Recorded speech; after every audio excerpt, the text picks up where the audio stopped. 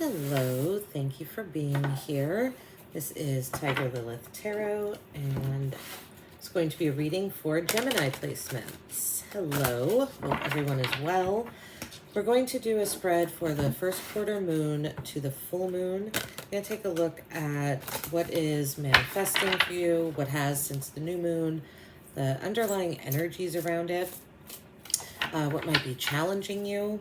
Right, this moon phase from the new moon to the full moon, it's a time of action, but specifically the first quarter to the full moon. So usually with action, some challenges come. So take a look at challenges and how you can respond to them. So let's see, what are you manifesting at this time, Gemini? We have the Queen of Swords. So I feel like clear communication, also clear boundaries, mental clarity for yourself, but in a more passive way, right? This queen is not facing forward. She's facing off to the side. So it is kind of a more passive approach is what I am feeling for you at this time. And just trying to remain strong in your power and have boundaries, but also not being as maybe aggressive, confrontational, maybe not engaging just as much in those type of energies and just kind of standing behind from them. And the underlying energies for what you're manifesting here, we have the World. So whatever this clarity is bringing you, I feel like it's going to help you maybe feel more fulfilled or bring an accomplishment or a goal or a cycle or something to completion. Right?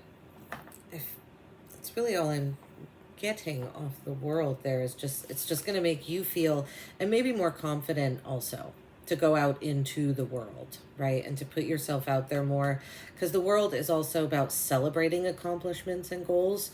So not being afraid to be seen for what you're doing and the things that you are accomplishing. What is challenging you right now? We have the Six of Swords. So the roots of any challenges, is walking. Again, I feel like the challenge is not engaging in the energies and trying to stay in this more kind of pulled back, but still very clear energy. Because the Six of Swords is moving on to calmer shores. And if you notice here, there's someone in the back kind of guiding these people out in the boat. And this is supposed to be like a mentor, spiritual guide, symbolic of. So I feel like what's challenging you, like I said, is moving away from choppy shores, not engaging in conflict. And maybe the suggestion here too is to find someone that you consider wise, knowledgeable, to kind of help you through this process, to help you not engage. Let's see. And how to best respond to these challenges. Okay, interesting. Another six. We have the Six of Wands. So the sixes are about be recalibrating, kind of resetting. But right, the Six of Wands is moving on. Six of Swords, moving to calmer shores.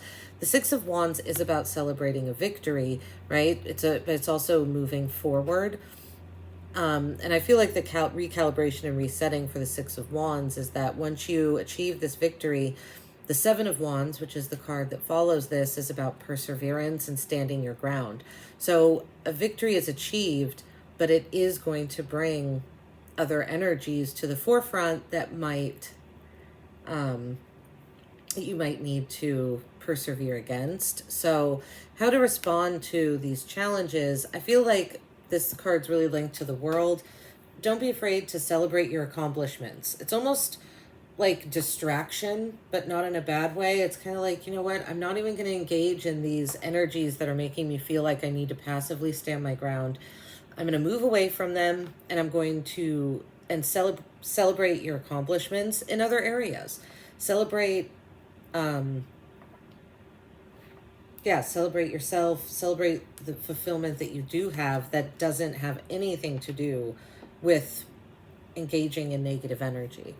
What's the best way to move towards your goal? We have strength. So yes, strength is a card of kind of taming the beast. As you can see, she has tamed this wild boar here, not with a weapon, not with anything but her own touch, right? Herself. So this is about taming the beast inside of us, taming the wild.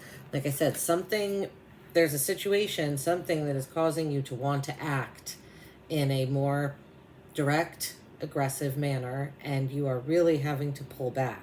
So how to best move towards your goal is to, integrate that wild energy into you, kind of tame the beast, and that way you can get your message across in a compassionate, loving way, because strength is about integrating those energies into a more positive, integrated, and kind of higher energy.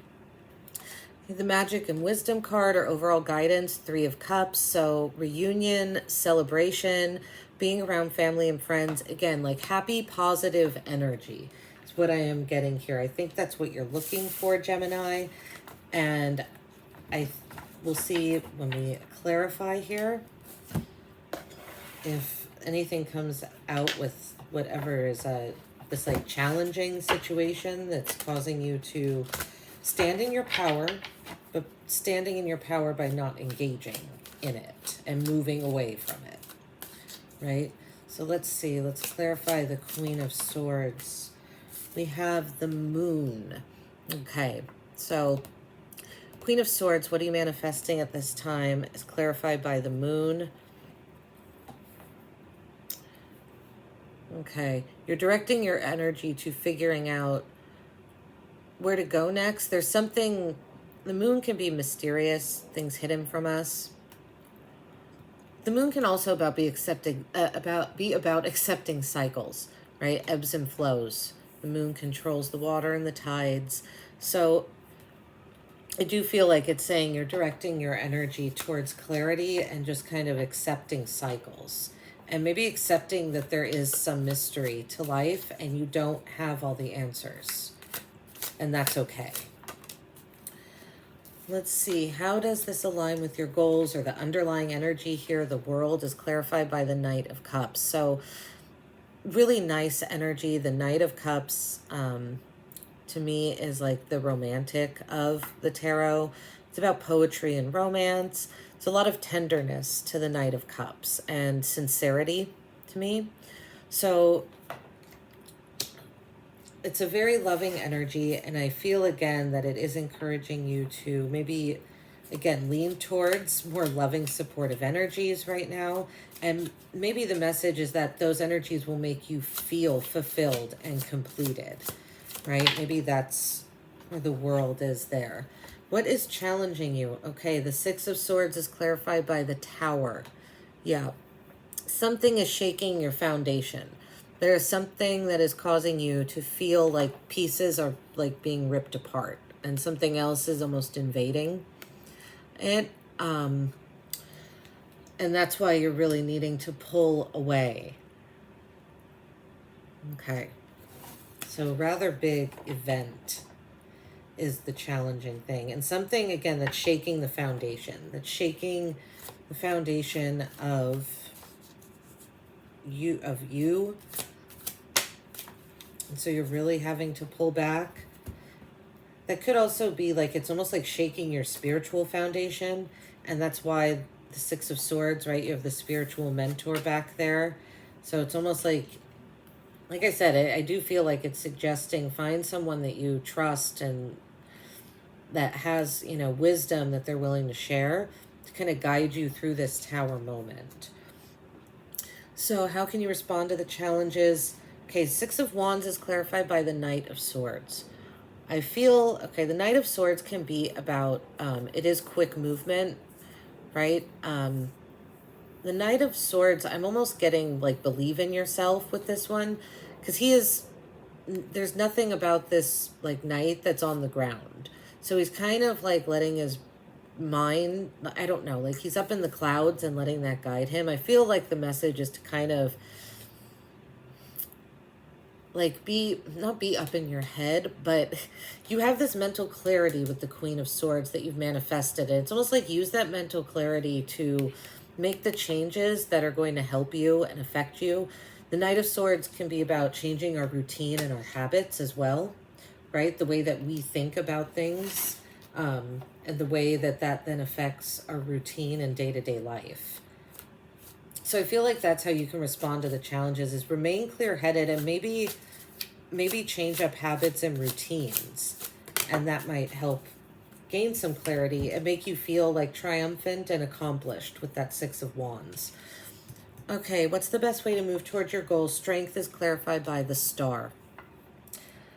Interesting, because Strength is Leo's card, the Star is Aquarius's card. They are sister signs, right? They're opposite on the zodiac. They sit opposite. Strength is about taming the wild and integrating it that way. Leo's card. The Star, Aquarius, it's almost like taking that strength and projecting it outward in and it looks like hope and innovation and dreaming and healing in that sense. So it's almost like taking the strength and then turning it into a healing, rejuvenating energy. And that's the best way to move towards your goals there. And I feel like it's saying be like imaginative and creative as well with the Star there. And the guidance card or magic and wisdom card, we have the Page of Cups, clarifying the Three of Cups.